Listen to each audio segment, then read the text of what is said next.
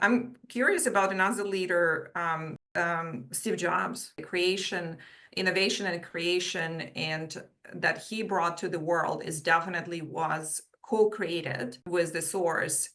And can comment on that. Steve Jobs is a great example. So he had gone through a spiritual awakening. Um, if you're familiar with the book Autobiography of a Yogi, he read it every single year. At his funeral, it was also distributed to all of the people that had attended because he felt that it was so meaningful. So this idea of not only like personal enlightenment, but then also being able to use it as a source of creativity, because Steve Jobs, was a paradigm shifter. He didn't necessarily create from what was. And in fact, he's sort of like similarly like dismissed it. He looked out and was just like, okay, in what way can I source from? Source energy, create from nothing, they actually being able to be inspired by that divine inspiration and then create from it. And he gave himself full permission to do so. So that's like just really beautiful.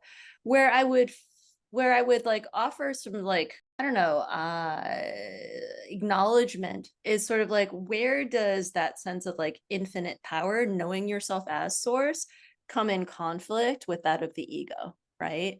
And so it's interesting because when you sort of like realize that you're not your armor, when you are one with source energy, there's almost a way where you can use that as a opportunity to think you're better than other people. Definitely. Right?